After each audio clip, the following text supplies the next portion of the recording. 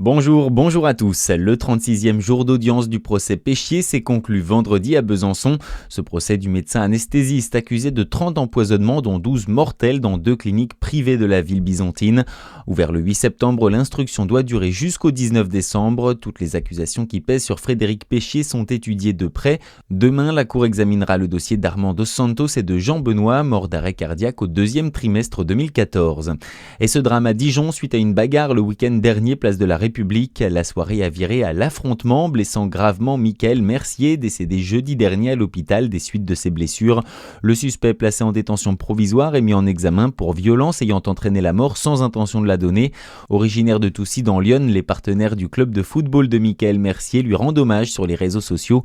Une cagnotte à destination de sa famille a été ouverte. Également dans l'actualité, 2 des suspects du cambriolage du Louvre avaient déjà été condamnés ensemble dans une affaire de vol. Les précisions ce matin de la procureure de la République de Paris. Au total, 4 personnes sont mises en examen dans cette enquête. Les 2 dernières ce week-end. La première est soupçonnée d'avoir fait partie du commando et la seconde est poursuivie pour complicité.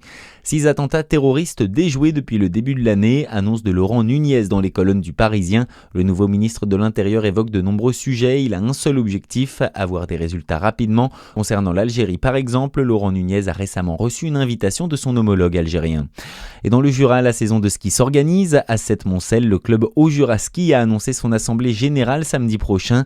Les grands rendez-vous de ski alpin et de ski nordique sont au tournant et bien que le manque grandissant de neige inquiète, ce début d'année, la station des Rousses accueillait la Coupe du Monde de ski de fond. Ce ne sera pas le cas pour la saison à venir. Kirsten de Sticker, le président de Haut-Jura Ski, a lancé la réflexion. On doit se diversifier, peut-être inventer une nouvelle coupe de ski sur roulette.